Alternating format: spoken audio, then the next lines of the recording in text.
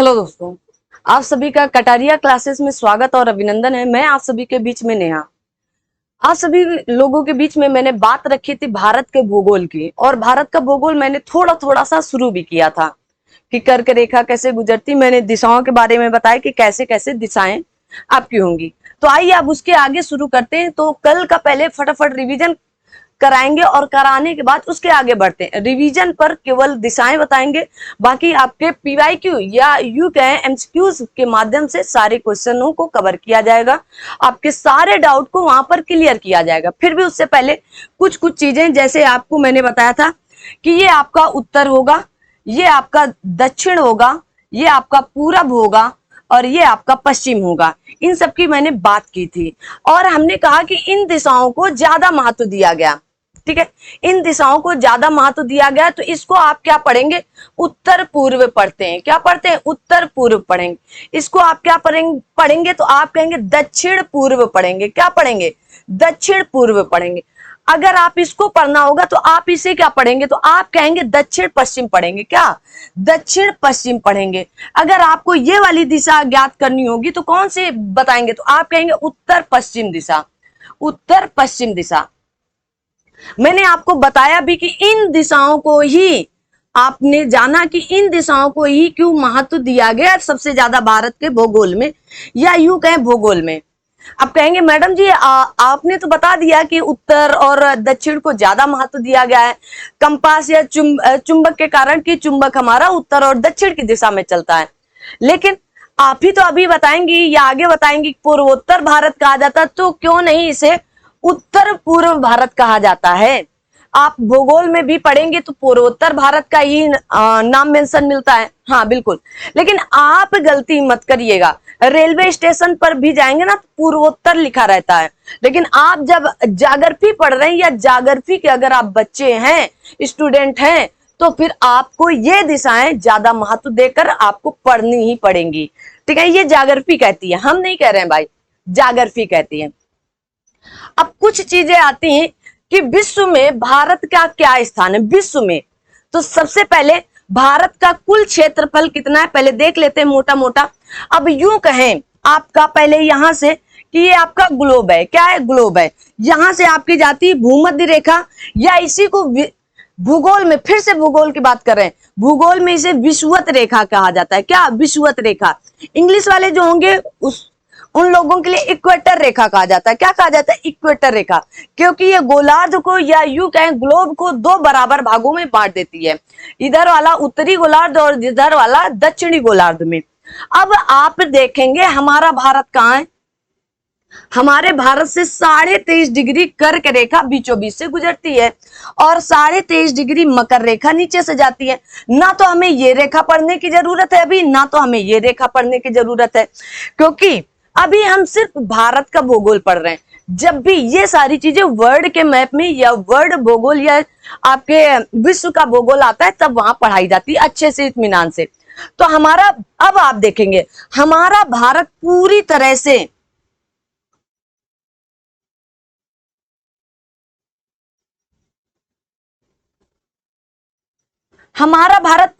से क्या है? उत्तरी गोलार्ध में। ये देखो, है ना, ये आपका क्या था? उत्तरी गोलार्ध है। हमारा भारत पूरी तरह से उत्तरी गोलार्ध में है। आपको पहला वर्ड ये याद रखना है।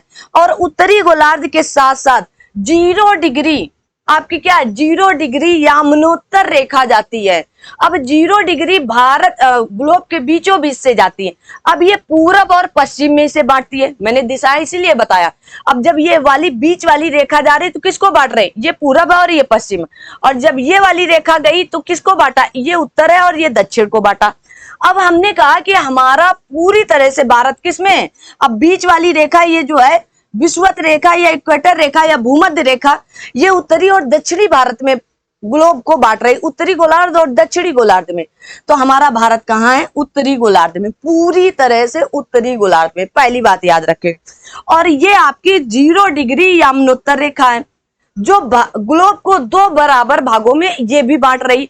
अब ये इधर वाले को ईस्ट में करती है और इधर वाले को वेस्ट में करती है। तो हमारा भारत पूरी तरह से पूर्वी गोलार्ध में है। किसमें? आप कहेंगे पूर्वी गोलार्ध में है। तो आप एक लाइन में ये कह सकते हैं कि हमारा भारत एशिया महाद्वीप का एक दक्षिण एशियाई देश है।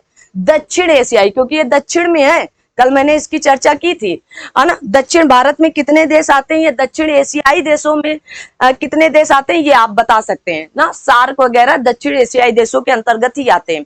तो आप कह सकते हैं कि हमारे भारत, जो हमारा भारत है वो कहां पर है, तो उत्तर पूर्वी गोलार्ध में। कहां पर है, उत्तर पूर्वी गोलार्ध में है। आपसे ये पूछा जाता है तो क्या कहेंगे, अब यहां से आप पॉइंट लिख सकते हो। मैंने आपको समझा दिया, तो अब आप यहां से पॉइंट लिखना स्टार्ट कर दें। जो लोग लिखना चाहते हैं तो वो लोग लिख सकते हैं, हमारा भारत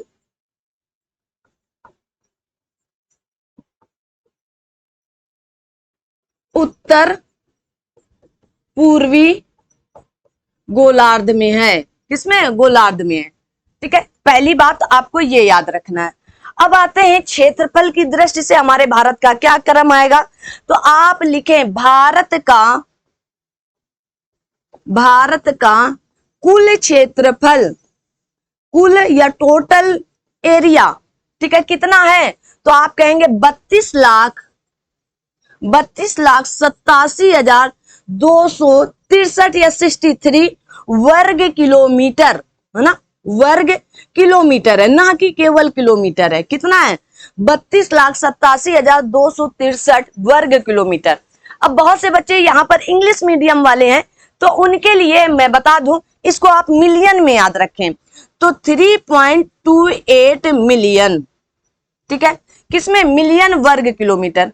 आप ऐसे याद कर सकते हैं क्या, मिलियन, मिलियन तो आप समझ जाएंगे ना, मिलियन वर्ग किलोमीटर, ये भी पूछा जाता है। अब आजकल का ये ट्रेंड चला है वर्ग किलोमीटर मिलियन में पूछने का, क्योंकि सारे बच्चे लगभग याद करके रखे 32,87,263 वर्ग किलोमीटर। ठीक है, यहां तक कि आपको सारी बातें समझ में आ गई होंगी। अब आगे बात करते हैं, ये है हमारा भारत। क्या है, भारत। अब मैंने वर्ड में क्यों भारत को दिखाया है ना, इसकी कोई मतलब यू कह सकते हैं, इसका कोई जरूरी रहा होगा, तभी मैंने यहाँ पर वर्ड में भारत दिखाया। हमारा भारत कहाँ है, ये हमारा भारत है।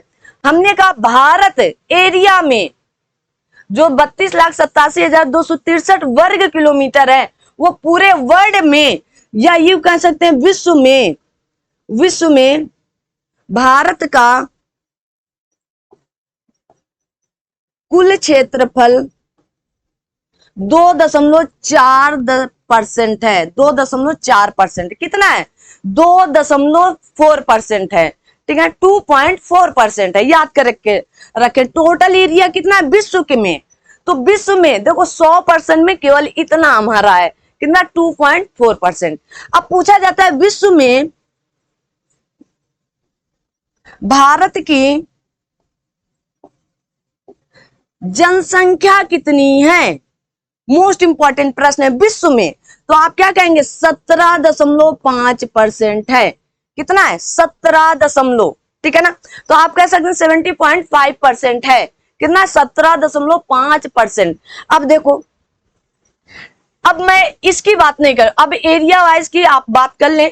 अब आते हैं, कहा गया है एरिया 2.4% है। कितना है, एरिया आपका 2.4% है। और कहा गया पॉपुलेशन आपका 70.5% है। ठीक है, या यूं कहे 17.5% है। सोचो इतना लैंड है, एरिया कितना है, 2.4%, और कितना गुना जनसंख्या है, याद करके रखना। अभी वर्ल्ड में सबसे नंबर 1 पर हम लोग आ चुके हैं जनसंख्या के तौर पर, लेकिन अभी आपको लगाना नहीं है। अगर आपके सामने प्रश्न आ जाए आपके पास कि वर्तमान समय में, वर्तमान की बात कर रही हूं, वर्तमान में जनसंख्या के आधार पर देश, विश्व में कौन सा देश सबसे आगे, तो आपको चीन ही लगाना है। क्योंकि जब तक हमारे यहाँ की जनगणना नहीं हो जाती है, जब तक हमारे यहाँ लिखित रिपोर्ट नहीं आ जाती, तब तक आपको नहीं मानना है। ठीक है, याद रखिएगा, अपडेट तभी माना जाता है। अब इतना हो गया। अब आपसे अब ये 2 पॉइंट खूब पूछे जाते हैं दोनों, है ना। कितना गुना है आप याद रखेंगे, तो 2.4 और 2 × 8 = 16, है ना। 2 इंटू 8 करेंगे तो कितना आएगा 16। तो आप क्या कहेंगे 8 गुना या 8 गुने से भी ज्यादा जनसंख्या है। क्या है जनसंख्या निवास करती है भारत में। ठीक है क्या करती है जनसंख्या निवास करती है भारत में। तो आप कह सकते हैं भारत में संपूर्ण विश्व की कुल जनसंख्या कितनी है 17.5%। यहां तक की बात क्लियर, आई होप क्लियर होगी। आगे बढ़ते हैं। आगे बढ़ने के तौर पर आपको सबसे पहले मैं खुद कहती हूं कि 20 कब से आपके यहां आप कहेंगे 26 जनवरी। कब से 26 जनवरी 2020 से 26 जनवरी 2020 से आपके यहां 28 राज्य तो पहले ही थे, 8 केंद्र शासित प्रदेश हो चुके हैं।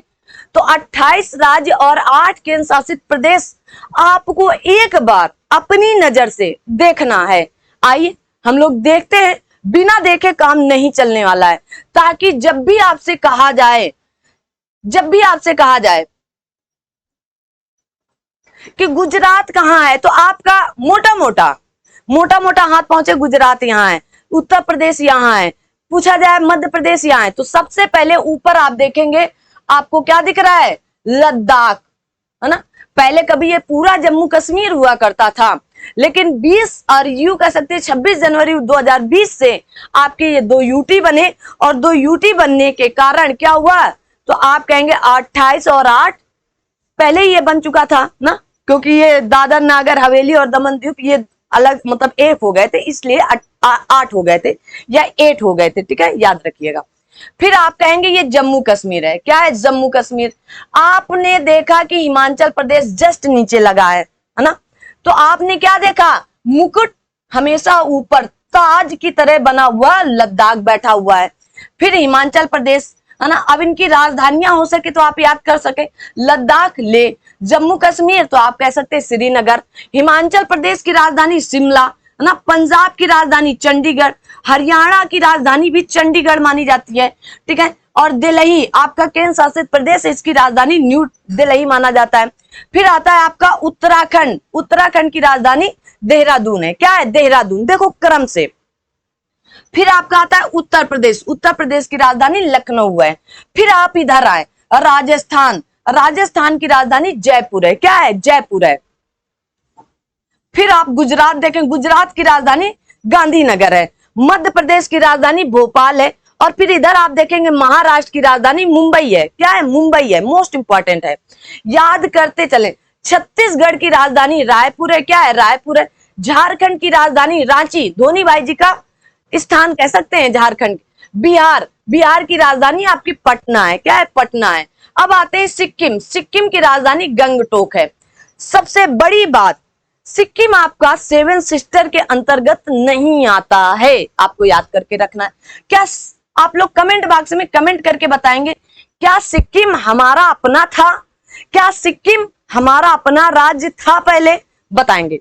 फिर उसके बाद देखो यहां पर एक देश घुसा है भूटान। कौन है ये भूटान है ना, भूटान है, अभी इनके बारे में भी चर्चा करेंगे। अब आप देखेंगे ये आपका अरुणाचल प्रदेश है, अरुणाचल प्रदेश की राजधानी ईटानगर है। आप देखेंगे असम जो 7 सिस्टर के अंतर्गत आते हैं, तो सबसे बड़ा आपका असम माना जाता है। क्या असम, और असम की राजधानी क्या है दिसपुर है। क्या है दिसपुर है। असम बाकी 6 राज्यों से अरुणाचल प्रदेश, नागालैंड, मिजोरम, मेघालय और आपका त्रिपुरा, इन सबसे सीमा साझा करता है, सबसे सीमा साझा करता है। अगर आपको पूर्वोत्तर भारत से या उत्तर पूर्व भारत से इस वाले भारत पर आना रहेगा तो बिना असम से आप होकर नहीं आ सकते, आप देख लीजिएगा। और बिना असम और बिना आपके वेस्ट बंगाल से हुए आप जा ही नहीं सकते कहीं से। ठीक है, फिर आता है नागालैंड, नागालैंड की राजधानी कोहिमा। और फिर आता है आपका मणिपुर, मणिपुर की राजधानी इम्फाल। क्या होती है इम्फाल। ठीक है, आजकल बड़ा चर्चा में चल रहा है मणिपुर, तो आप सभी लोग भी सपोर्ट करें। मिजोरम, मिजोरम की राजधानी क्या कहेंगे आप सभी लोग, मिजोरम की राजधानी आइजोल। क्या होती है आइजोल। और आता है त्रिपुरा, त्रिपुरा की राजधानी अगरतला। और यहां पर आपका है क्या मेघालय, मेघालय की राजधानी शिलांग है। क्या है शिलांग है। अब मेघालय वो राज्य है जहां पर विश्व की सबसे ज्यादा वर्षा हमारे भारत में होती है। विश्व की कौन सा राज्य है? पहले तो कभी मानसिन राम हुआ करता था, कि अभी मानसिन राम है, कि पहले चेरापूंजी हुआ करता था? आप कमेंट बॉक्स में कमेंट करके बताएंगे कि वर्तमान में मेघालय में या भारत में विश्व की जो सबसे अधिक वर्षा होती है वो किस स्थान पर होती है? चेरापूंजी में होती है या मानसिन राम में होती है? यहीं पर जो आपका मणिपुर मैंने बताया, यहीं पर विश्व का एक तैरता हुआ राष्ट्रीय उद्यान है। विश्व का कहीं पर विश्व में और भी तैरते हुए राष्ट्रीय उद्यान नहीं पाए गए हैं, लेकिन भारत में विश्व का तैरता हुआ राष्ट्रीय उद्यान पाया गया। यूं ही नहीं भारत को विविधता का भारत कहा जाता है, ऐसे थोड़ी कहा जाता। विभिन्न प्रकार की हमारे यहाँ काले गोरे का भेद नहीं किया जाता है। आप देखे होंगे टीवी में ऐड भी दिखाया जाता है ना, क्रीम पाउडर का, ना क्रीम पाउडर लीपा पोती का, तो सिर्फ गोरे के लिए दिखाया जाता है। क्या कभी यह भी दिखाया गया कि कोई गोरा काला होना चाहता हो? ऐसा कुछ उपाय है क्या? है ना, सिर्फ क्या गोरा होना गुनाह, काला होना गुनाह है क्या? सिर्फ गोरा होने के लिए ही दिखाया जाता है, इसका मतलब काला होना गुनाह है? बात में पॉइंट आप निकाल सकते हैं कि सिर्फ हर एक टीवी एक्टर, मतलब देखेंगे जो लोग आती हैं फेयर एंड लवली लेकर, और ये मेन के लिए, ये ओमेन के लिए, तो यही दिखाया जाता है ना कि आप गोरे हो तो काला होना गुनाह है। ऊपर वाले ने जैसे बनाया वैसे बनकर रहिएगा, आप बहुत सुकून से रहेंगे। ये लीपा पोती जो करते हैं ना, ये किसी काम के नहीं आने वाली है।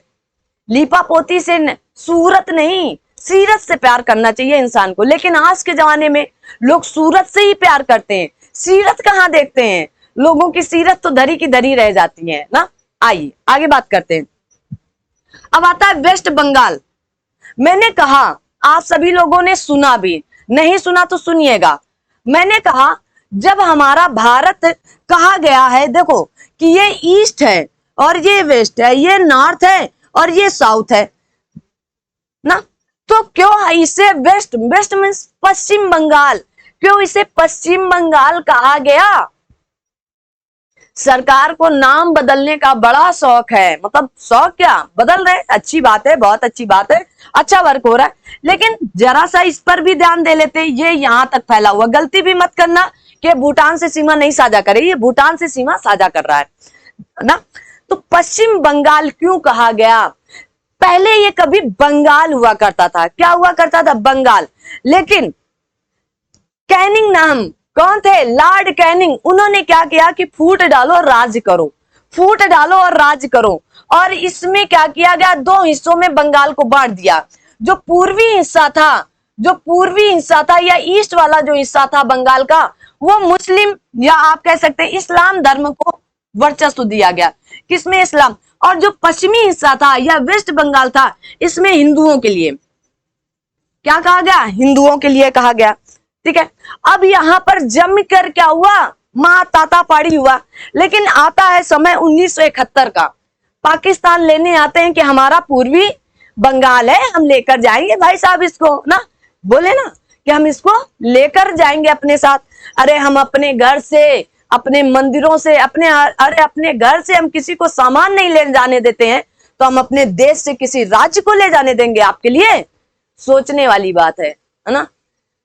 अपने कहते हैं कि मंदिरों से चप्पल तक चोरी हो जाए तो FIR हो जाती है ना। हम कुछ लोग तो ऐसे होते हैं कि मंदिर में पूजा करने में कम ध्यान होता है, नए चप्पल है तो उनमें ज्यादा ध्यान होता है कि कहीं गायब ना हो जाए, कहीं कोई चोरी न कर ले जाए। बात 200-250 50-100 रुपए की नहीं है, हमारी सामान की है भाई, है कि नहीं ना। तो हम जब अपने शरीर के कोई सामान, अंग की तो बात छोड़ो, ये तो हमारी जान हुआ करती है। जम्मू कश्मीर तो हमारा जान या हृदय है ना। अरे धड़कने ही बंद हो जाएंगे तो हम करेंगे क्या? वही तो अब 1971 का समय आया, 70-71 में। अब क्या हुआ? यहाँ पर युद्ध हुआ भारत और पाकिस्तान के बीच में, और उसी को क्या किया गया? बांग्लादेश बना दिया। क्या? अब आप देखेंगे ना, ये बांग्लादेश, ये पूरा हिस्सा किसका हो गया? बांग्लादेश का हो गया। लेकिन आज भी इसका नाम पश्चिम बंगाल ही है, वेस्ट बंगाल ही है। क्यों? नाम चेंज करना है तो बंगाल रख दो, वो तो बांग्लादेश है ना। हमारा बंगाल था तो हमारे बंगाल को हमारा ही बंगाल रहने दीजिएगा। आइए, अब आता है उड़ीसा। उड़ीसा की राजधानी भुवनेश्वर, है ना। तो आप कभी सोचिएगा कि ये पूरब में पश्चिम क्या कर रहा है ना। आइए, फिर आता है आपका आंध्र प्रदेश। देखो, सबसे पहले भाषा के आधार पर बना राज्य आंध्र प्रदेश था ना 1953 में, ठीक है। श्रीधर आयोग सबसे पहले आया था 1948 में, और फजल अली आयोग के गठन से ये क्या बना, भाषा के आधार पर पहला राज्य बनकर तैयार हो गया आंध्र प्रदेश। अरे 56 दिन की भूख हड़ताल के कारण श्री रामल्लू पुट्टू जी की क्या हो गई थी, मृत्यु हो गई थी, जिसके कारण ये राज्य बन गया था भाषा के आधार पर। जब कभी संविधान पढ़ाएंगे ना तो आपको और इंटरेस्टिंग तरीके से बताएंगे। अब इसी आंध्र प्रदेश का 1 जून 2014 को फिर से पुनर्गठन हुआ और बना क्या, तेलंगाना। तेलंगाना की राजधानी क्या हो गई, हैदराबाद। और आंध्र प्रदेश की राजधानी क्या हो गई, अमरावती। क्या हो गई, अमरावती। अभी तक तो ये संयुक्त राजधानी ही है, 2024 से 10 साल के लिए थी, 2024 से अमरावती आंध्र प्रदेश की राजधानी हो जाएगी। आगे आता है आपका तमिलनाडु। क्या आता है, तमिलनाडु। और तमिलनाडु की राजधानी क्या है, चेन्नई। क्या है, चेन्नई। आइए, यहीं पर एक और बात बताएंगे अभी ना। फिर आता है आपका केरल। केरल की राजधानी क्या होगी, तो आप कहेंगे तिरुवनंतपुरम। क्या होगी, तिरुवनंतपुरम केरल की राजधानी होती है। फिर आता है आपका कर्नाटक। कर्नाटक की राजधानी बेंगलुरु होती है। क्या होती है, बेंगलुरु होती है। मोस्ट इंपॉर्टेंट है, याद करके रखिएगा। आई होप कि हमने 28 राज्यों की बात कर ली। अब आते हैं केंद्र शासित प्रदेशों की बात करने। तो सबसे पहले आपका केंद्र शासित प्रदेश क्या है, चंडीगढ़। फिर आपका है नई दिल्ली, तो 1, नई दिल्ली 2 मतलब दिल्ली। और फिर आपका आता है पुदुचेरी, अरे दादर नागर हवेली और दमन द्वीप आपके तीसरा। फिर आपका आता है यहाँ पर, और हाँ ये आपका गोवा राज्य है। गोवा की राजधानी क्या है, पणजी है, ठीक है ना। फिर आपका आता है यहाँ पर क्या आएगा, तो लक्षद्वीप आएगा। लक्षद्वीप आपका 4 हो जाता है, ठीक है। और यहीं पर आपका क्या मिलेगा, यहीं पर आपका मिलता है क्या, इधर आएंगे तो दादर नागर हवेली आपका 5 हो जाएगा। क्या हो जाएगा, 5 हो जाएगा। और पुदुचेरी आपका क्या हो जाएगा, 6 हो जाएगा। 6 हो जाएगा। तो छूट कौन सा रहा है, वो भी 2 छूट रहा है। चलिए जल्दी से आप सभी लोग बताएं कौन 2 छूट रहे हैं ना। तो क्या होगा, गोवा आपका राज्य है कि केंद्र शासित प्रदेश है, जल्दी से बताएं। गोवा आपका राज्य है कि केंद्र शासित प्रदेश है, आप सभी लोग बताएं कमेंट बॉक्स में जल्दी से। गोवा आपका राज्य है कि केंद्र शासित प्रदेश है।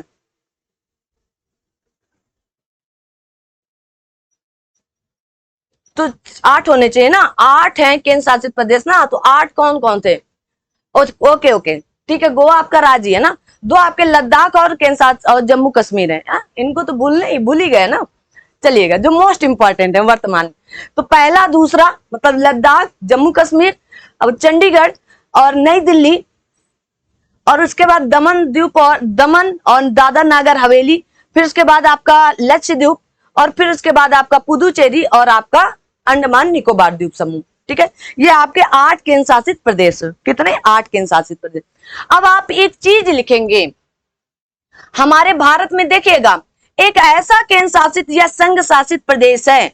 संघ शासित प्रदेश कौन सा है, तो आप कहेंगे पुदुचेरी। कौन सा है, पुदुचेरी। अब पुदुचेरी एक ऐसा केंद्र शासित प्रदेश है जो 3 राज्यों में 4 जगह फैला है। देखो 3 राज्य हैं, कितने, 3 स्टेट हैं और 4 जगह है। तो देखो केरल में किस नाम से इसे जाना जाता है, तो केरल में इसे माहे नाम से जाना जाता है। देखो केरल में इसे माहे नाम से जाना जाता है। फिर आता है तमिलनाडु।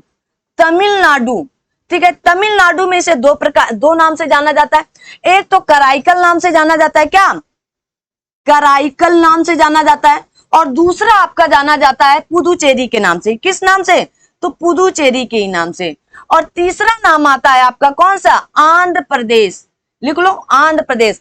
आंध्र प्रदेश में इसे यनम नाम से जाना जाता है। किस नाम से, आंध्र प्रदेश में इसे यनम नाम से। यमन नहीं, यमन एक देश है, यनम। देखोगे आप अपने जब एटलस लेके बैठना ना, देखो इस तरह की आप एक एटलस ले लो ना, ये मोस्ट इंपॉर्टेंट बहुत अच्छी एटलस मानी जाती है, स्टूडेंट एटलस।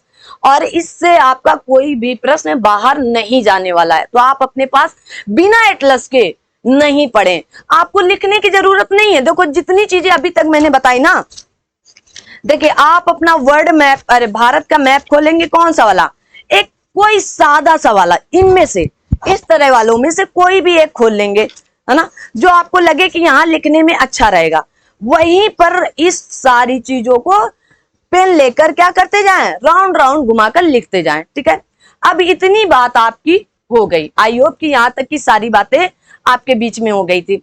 एक गोवा ऐसा राज्य है, कहां चला गया, गोवा। गोवा एक ऐसा आपका राज्य है जहां पर पुर्तगाली सबसे पहले आए थे। कब आए थे, तो पुर्तगाली 1498 में सबसे पहले आए थे और 1961 में सबसे बाद में गए थे। इसीलिए कहा जाता है कि भारत 1947 में अंग्रेजों से तो आजाद हो गया था, लेकिन अभी पुर्तगाली बैठे थे। कौन बैठा था, पुर्तगाली। मोस्ट इंपॉर्टेंट बात है, याद करके रखिएगा। आगे बढ़ते हैं। अब कहा गया है, देखिएगा आगे क्या कहा गया, आप ये सारी चीजें नोट करके लिख भी सकते हैं क्योंकि आपको मैंने ऐसे बताया भी है। ठीक है, चलिए आगे अगला पॉइंट आता है, भारत की लंबाई चौड़ाई कितनी है। तो आप सबसे पहले ये देखना कि भारत का जो उत्तरी बिंदु है उसे किस नाम से जाना जाता है। तो आप ऐसे भारत को ऐसे बना सकते हैं, क्योंकि हमारा भारत कैसा है, चतुष्कोणीय है। हमारा भारत कैसा है, तो आप कहेंगे चतुष्कोणीय है। कैसा है, चतुष्कोणीय है। आइए, तो उत्तरी बिंदु को किस नाम से जाना जाता है, तो आप कहेंगे इंदिरा काल के नाम से जाना जाता है। किसके, इंदिरा काल के नाम से जाना जाता है। ठीक है, अब आप कहेंगे दक्षिणी बिंदु किस नाम से जाना जाता है, तो आप कहेंगे कन्याकुमारी के नाम से जाना जाता है। अब आप कहेंगे मैडम जी आप यहां की अभी बात कर रहे हैं, मेन उत्तरी दक्षिणी बिंदु की, मेन भारत से। ठीक है, अब आपसे पूछा जाए सबसे पूर्वी बिंदु किस नाम से जाना जाता है, तो आप कहेंगे किबुथु नाम से जाना जाता है, जो आपका अरुणाचल प्रदेश में। अगर आपसे पूछा जाए कि सबसे पश्चिमी बिंदु, गुहार मोती, गुहार मोती या गुहार मोता, गुहार मोता नाम से जाना जाता है। इनको याद करके रखो, मोस्ट इंपॉर्टेंट है, कभी कभी ये पूछ लिए जाते हैं। तो सबसे उत्तरी बिंदु देखिएगा, सबसे उत्तरी बिंदु इंदिरा काल है। सबसे दक्षिणी बिंदु आप देखेंगे भारत का, तो आप यहां पर देखेंगे क्या है, कन्याकुमारी है। अगर भारत का सुदूर दक्षिणी बिंदु, तो आप पाएंगे क्या, तो आप पाएंगे इंदिरा पॉइंट। इंदिरा पॉइंट कहां पर है, तो आप कहेंगे ग्रेट निकोबार में है। कहां पर है, ग्रेट निकोबार में, याद रखिए ग्रेट निकोबार में है। ठीक है ना, आइए, और उसके बाद सबसे पश्चिमी बिंदु गुहार मोती है। क्या है, गुहार मोती। सबसे दक्षिणी पूर्वी बिंदु किबुथु है। क्या है, किबुथु है। और सबसे उत्तरी, देखो यहां पर आपको बनाकर भी बता दिया गया मैप में। अब इस मैप के माध्यम से आप सारी बातें क्लियर कर सकते हैं। अब आता है, बात आती है कि मैडम जी आपने कहा कि भारत हमारा चतुष्कोणीय है। देखो भारत को अगर हम देखते हैं तो चतुष्कोणीय कैसे है, मैम जरा बता दीजिएगा। ये हमारा भारत है,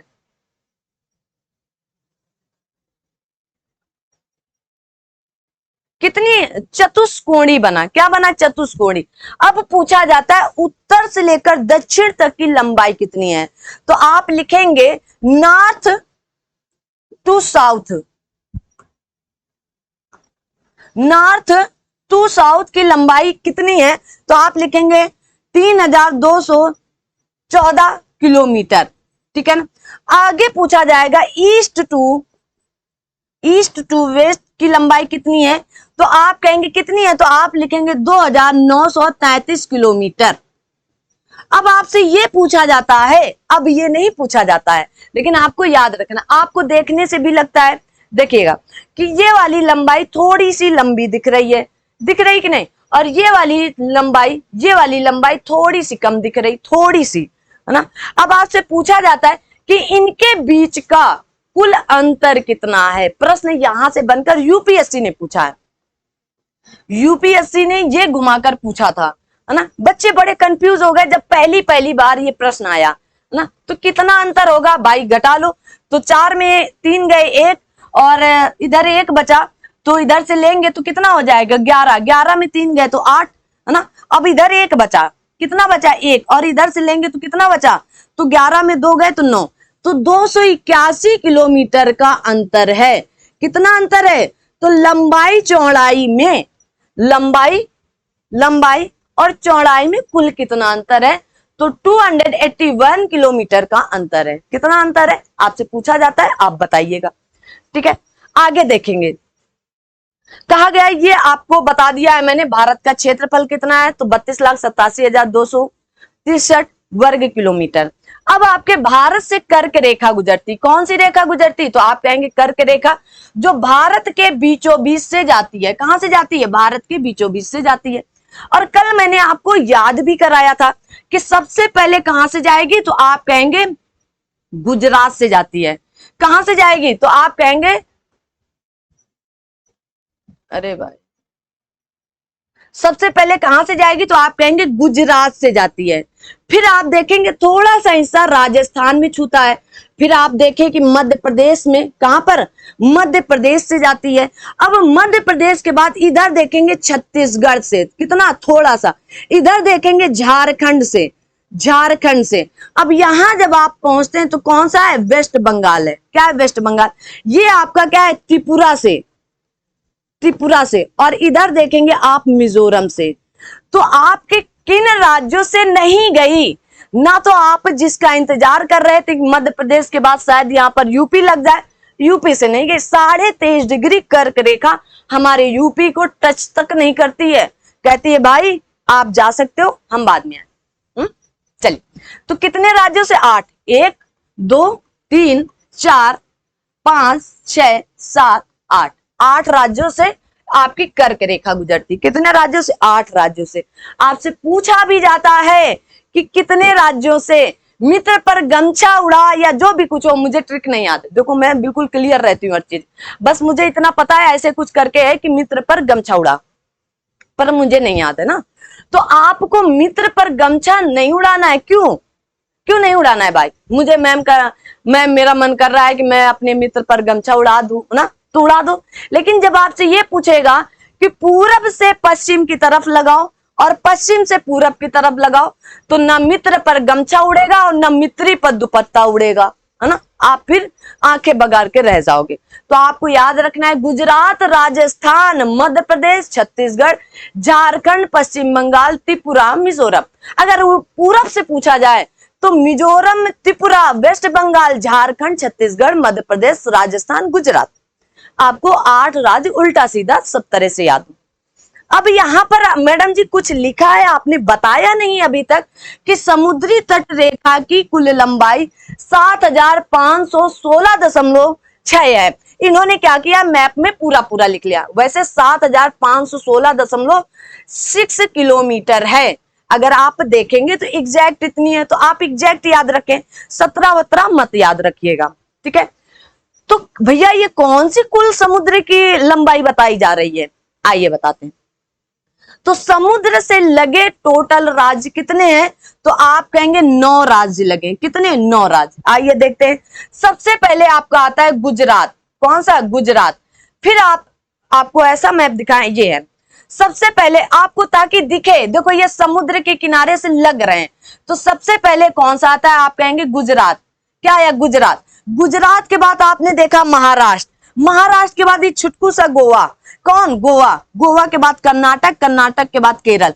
तो कितने राज्य हो गए? 1 2 3 4 5। तो पश्चिमी, जो पश्चिमी तट है, देखो पश्चिमी तट से 5 राज्य लगते हैं। कितने? 5 स्टेट लगते हैं। अब आते हैं पूर्वी तट पर। तो सबसे पहले क्या लग रहा है? तमिलनाडु। फिर उसके बाद देखेंगे आंध्र प्रदेश, और उसके बाद उड़ीसा। उड़ीसा के बाद आप देखेंगे वेस्ट बंगाल लग रहा है आपका। तो कितने? 1 2 3 4। तो कितने राज्य हो गए? 4। टोटल कितने हो गए? 9। कितने राज्यों से सीमा साझा कर रहा है? समुद्री तट, है ना। यहां पर किसी से सीमा साझा नहीं हो रही है, क्योंकि ये बांग्लादेश है। क्या है? बांग्लादेश है। त्रिपुरा, मिजोरम हमारे बांग्लादेश से घिरे हुए हैं। ठीक है, याद रखिए। और इधर आपका म्यांमार या वर्मा है। ठीक है ना, जो याद रखिएगा। तो आप लिख सकते हो समुद्री तट से भारत के कुल 9 राज्य सीमा साझा करते हैं। सीमा साझा करते हैं। ठीक है, आप कहेंगे ठीक है मैडम जी, और कुछ अगर आपको पता हो तो बता दीजिएगा। ठीक है, आइए कुछ और देख लेते हैं। अब आती है बात कि मैडम जी अगर ये 9 राज्य के अलावा केंद्र शासित प्रदेश भी तो हो सकते हैं। हाँ देखो, पहला केंद्र शासित प्रदेश आपका क्या होगा, दमन द्वीप एंड दादर नागर हवेली। दूसरा आपका लक्षद्वीप होगा, क्या होगा, लक्षद्वीप। तीसरा आपका पुदुचेरी होगा, क्या होगा, पुदुचेरी। और चौथा आपका अंडमान निकोबार द्वीप समूह होता है। तो आप लिखेंगे यूटी से समुद्र तट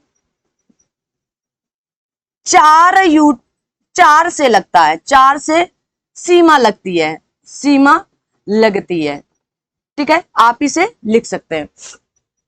अब यहां पर मैडम जी कुछ और कहा गया है, आपने कुछ और बता दिया है। आइए, हमने कहा कि अगर आपसे पूछा जाए मुख्य भूमि की तट रेखा की लंबाई कितनी है, तो सबसे ज्यादा तो किससे लग रही है, गुजरात से। देखो, जब कोई चीज ऐसे ऐसे टेढ़ी मेढ़ी होती है और इसको खींच करके हम लंबा करेंगे तो ज्यादा लंबी हो जाती है बजाय लंबे होने से। अब मान लो ये इतना लंबा है और गुजरात क्या है, ऐसे ऐसे है, तो गुजरात सबसे ज्यादा तट सीमा गुजरात से लगती है। ठीक है, तो गुजरात से लेकर, अभी देखना, गुजरात से लेकर आपके वेस्ट बंगाल तक कितनी 6200 किलोमीटर की लंबाई है। अगर उसी में हम दमन अंडमान निकोबार द्वीप समूह और इधर आपका लक्षद्वीप समूह शामिल कर देते हैं तो यह लंबाई 7516.6 किलोमीटर हो जाती है। तो मैडम जी आप बता दें, टोटल अलग अलग जैसे पूछ लिया जाए तो टोटल या तो पूछी जाती है या तो मुख्य भूमि की पूछी जाती है, तो दोनों आप याद करके रखें। ठीक है, आई होप क्लियर। अगर आपको यह मालूम करना है कि दादर नागर है, अरे लक्षद्वीप की और अंडमान निकोबार द्वीप समूह की कितनी होगी, तो आपको क्या करना है, इसमें से इसको घटा देना, आ जाएगा जितना होगा उतना। ठीक है, चलिए, तो यहां तक के सारे पॉइंट आपके क्लियर हो गए होंगे, है ना। मैंने आपको 28 राज्य बता दिया, 28 राज्यों की राजधानियां बता दी, स्थान दिखा दिया कि तेलंगाना पूछा जाए तो आंध्र प्रदेश से। लेकिन क्या तेलंगाना आपका समुद्री तट सीमा से रेखा साझा करता है या समुद्री तट सीमा साझा करता नहीं? क्यों? क्योंकि आंध्र प्रदेश ये लंबू सा है, जैसे आपका वेस्ट बंगाल देखो लंबू सा है ना। अभी फिर आपको आगे चलकर बताएंगे कौन कौन से देश सीमा साझा करते हैं। ठीक है, अब आइए कुछ प्रश्न है जिनको हम लोग जल्दी से कर लेते हैं, आगे बढ़ते हैं। अब आपको इन प्रश्नों के माध्यम से उत्तर बताना होगा। चलिए, पहला प्रश्न है आपके सामने, भारत के संदर्भ में निम्नलिखित कथनों में से कौन सा ऐसे सही है? कहा गया भारत विश्व का 6ठा सबसे बड़ा देश है। चलो, अभी मैंने ये नहीं बताया था कि क्षेत्रफल की दृष्टि से भारत का कौन सा स्थान है, तो क्षेत्रफल की दृष्टि से विश्व का 7वां सबसे बड़ा है, तो कौन सा होगा? तो आप कहेंगे A, B, C, A, C, R, I। ये क्या लिख दी मैडम आप? रूस, मैंने लिखा रूस, फिर मैंने लिखा कनाडा, फिर मैंने लिखा अमेरिका, फिर मैंने लिखा चीन, फिर मैंने लिखा ब्राजील, फिर मैंने लिखा ऑस्ट्रेलिया, और फिर मैंने लिख दिया इंडिया, या यूं कहें भारत। क्या लिख दिया? भारत। कैसे याद करें मैडम? आपने तो बता दिया क्षेत्रफल की दृष्टि से हमारा भारत का स्थान या विश्व का 7वां सबसे बड़ा है, विश्व का 7वां है, तो कैसे याद करें? देखो, एक ट्रिक है, अगर आप क्रम से याद कर सकते हो तो देखो, आपको अपना भारत छोड़ देना है, आई ए बी सी उल्टा लिखना है और फिर ए और सी को लिख देना है, क्योंकि ए सी के बीच में बी को बड़ी ठंडी लग रही तो हमने भगा दिया, वो खुद ही भाग गया। और फिर आर लिख देना है, आई राइट टू ना, आई राइट, और बाकी आपको ऐसे लिख देना, याद रखना। अब आते हैं पहला, कहा गया भारत विश्व का 6ठा सबसे बड़ा देश है, गलत बात है, 7वां सबसे बड़ा देश है। ठीक है, तो पहला पॉइंट तो गलत हो गया। कहा गया संसार का लगभग 2.4 क्षेत्र भारत के अंतर्गत आता है, कर्क रेखा देश के बीच से गुजरती है, जो अक्षांशीय विस्तार को दो बराबर भागों में बांटती है। ठीक है, और चौथा कथन है, ये चौथी बात यहां से है, कहा गया भारत पूरी तरह से उष्णकटिबंधीय क्षेत्र में स्थित है। नीचे दिए गए सही उत्तरों की पहचान करिएगा, तो बताएं कौन सी बात सही है।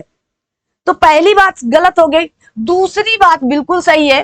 ठीक है, अब आपको कहेंगे कर्क रेखा देश के बीच से गुजरती है, जो अक्षांशीय विस्तार को दो बराबर भागों में बांटती है। तो तीसरी बात भी सही है। चौथी बात, पूरी तरह से उष्णकटिबंधीय क्षेत्र नहीं है। क्यों नहीं है? क्योंकि हमारे यहाँ से उष्णकटिबंधीय के बाद 23.5 के ऊपर उपोष्णकटिबंधीय भी तो आता है भाई। 23.5 तक तो ही उष्णकटिबंधीय हो सकता है। तो क्या क्या सही है? तो आप कहेंगे 2 और 3 सही है। क्या सही है? तो आप कहेंगे 2 और 3 सही है। इन सब के चक्कर में मत पड़ना, क्योंकि अपने से टाइप किया गया है तो आगे पीछे हो गया। आगे बढ़ते हैं। अगला प्रश्न है, कहा गया निम्नलिखित कथनों में से भारत के बारे में सही है। सही उत्तर के चयन करें। आइए, भारत विश्व का 5वां बड़ा देश है? नहीं है, अभी बताया गया 7वां है। कहा गया यह स्थल के कुल क्षेत्रफल का लगभग 2.4% भाग अधिकृत किए हुए। हाँ, बिल्कुल सही बात है। कहा गया समूचा भारत उष्णकटिबंध में स्थित है। अब जो समूचा भारत है वो उष्णकटिबंध में। आगे कहा गया 82.5 डिग्री पूर्वी देशांतर का उपयोग भारतीय मानक समय को निर्धारित करने के लिए किया जाता है। अब आप सभी लोग कमेंट बॉक्स में कमेंट करके बता सकते हैं कौन सी बात सही है, कौन सी नहीं सही। तो पहली तो गलत हो गई, दूसरी सही हो गई, और कहा गया समूचा भारत, ये भी गलत हो गया, अभी तो बताया। और हाँ, आपका भारतीय मानक समय 82.5 डिग्री पूर्वी देशांतर है। तो कौन सी बात सही है? तो दूसरा और चौथी बात आपकी सही हो गई, मतलब डी उत्तर एकदम सही है। अभी आगे चल के आपको बताएंगे, आप बिल्कुल परेशान न हो कि हमारे भारत से कैसे पूर्वी 82.5 डिग्री पूर्वी देशांतर गुजरता है। क्षेत्रफल की दृष्टि से भारत का विश्व के देशों में कौन सा स्थान है? तो 5वां है? नहीं है। 6वां है? नहीं है। 8वां है? नहीं है। 7वां है। कौन सा है? सी उत्तर बिल्कुल सही उत्तर है। आगे बढ़ते हैं। कहा गया है कि भारत का क्षेत्रफल संसार के क्षेत्रफल का 2.4% है, परंतु संपूर्ण मानव जाति का 16% जनसंख्या है, संपूर्ण मानव जाति का 17% जनसंख्या है, और संपूर्ण मानव जाति का 18% जनसंख्या है, और संपूर्ण मानव जाति का 28% है। तो मैंने कितना बताया था आप सभी लोगों को? 17.5% है। अगर ये होता तो और सही था, लेकिन आपको नजदीक उत्तर ढूंढना रहता है, ज्यादा नहीं जाना रहता है। आप कम पर रहें वो सही माना जाता है हमेशा। आगे कहा गया निम्नलिखित जोड़ों में से कौन सा जोड़ा सही नहीं है? भारत में कुल क्षेत्रफल 3.28 मिलियन वर्ग किलोमीटर है। सही जोड़ा नहीं है, तो ये तो सही है। और कहा गया भारत का अक्षांशीय विस्तार 8 डिग्री 4 मिनट उत्तर से लेकर 37 डिग्री 6 मिनट उत्तर है। भारत का रेखीय विस्तार कहा गया 68 डिग्री 7 मिनट पूर्व से लेकर 97 डिग्री 25 मिनट पूर्व है। भारत में राज्यों की संख्या 26 है। तो आपको एकदम सरल सा क्वेश्चन, यहाँ पर 28 होता तो सही हो, ये भी सही होता। अब आपको देखो 2 चीजें प्रश्नों से निकल करके आई कि आपका जो विस्तार है ये क्या है? भारत है आपका। मान लो भारत है ना, ये आपका क्या है? भारत है। तो इसमें कहा गया है कि 37 डिग्री 6 मिनट से उत्तरी से लेकर 8 डिग्री 4 मिनट उत्तरी तक ये विस्तार है। तो लगभग कितना अंतर आया? तो आप कहेंगे 30 डिग्री का। अब इधर कहा गया है आपका कि इधर कहा गया है आपका 68 डिग्री 7 मिनट पूर्वी से लेकर 97 डिग्री 25 मिनट पूर्वी तक है। तो कितना अंतर आया? इधर भी आपका 30 डिग्री का अंतर आया। ये प्रश्नों के माध्यम से सारी बातें आपकी क्लियर होती चली जाएंगी। ठीक है, तो आपको क्या कहने का क्या मतलब है मैडम? मेरा कहने का मतलब है कि लंबाई चौड़ाई भारत की क्या है? बराबर है ना। 30 डिग्री का अंतर है, मतलब लंबाई और चौड़ाई भारत की बराबर है, ये कहने का मतलब है। आगे बढ़ते हैं। कहा गया भारत के लिए निम्नलिखित कथनों में से कौन सा असत्य है? भारत विश्व का 7वां बड़ा देश है, बिल्कुल सही है। कहा गया भारत जनसंख्या की दृष्टि से विश्व का दूसरा राष्ट्र है, बिल्कुल सही है। कहा गया इसकी भूमि सीमा का विस्तार लगभग 15,200 किलोमीटर है, बिल्कुल है। कहा गया सर्वप्रथम सूर्योदय इसके मिजोरम राज्य में होता है। अब आपको क्या लगता है इस प्रश्न का सही उत्तर क्या होना चाहिए? तो आप सभी लोग इसका सही उत्तर आप सभी लोग देंगे, और इसका सही उत्तर कहां पर देंगे आपको हम बता देते हैं, कमेंट बॉक्स में देंगे, क्योंकि ये लास्ट क्वेश्चन है। आगे और भी क्वेश्चन है और उनके उत्तर आगे आपको बताएंगे कैसे क्या करना है। तो इस क्वेश्चन का आंसर कहां देंगे? कमेंट बॉक्स में देंगे, ठीक है। आई होप कि आप सभी लोगों को क्लास पसंद आई होगी। अगर आपको क्लासें पसंद आ रही हैं तो आप सभी लोग लाइक शेयर करना बिल्कुल ना भूलें। आज की क्लास हम लोग यहीं तक रखते हैं, फिर मिलते हैं अगली क्लास में। इसी को आगे बढ़ाते हुए, अभी इसी में काफी प्रश्न है तो इसी को आगे बढ़ाएंगे कैसे, क्योंकि ये विस्तार वगैरह मैंने अभी पढ़ाया नहीं है तो इसलिए मैं प्रश्न नहीं कराना चाहती हूँ। जो चीजें मैंने पढ़ाई है उनको मैं कराना चाहती हूँ। तो एक साथ सारी चीजें करा देंगे, पहले विस्तार पढ़ाएंगे कल और फिर उसके बाद आपके प्रश्न कराएंगे। तो आज की क्लास यहीं तक, मिलते हैं अगली क्लास में। तब तक के लिए थैंक यू सो मच। जय हिंद, जय भारत।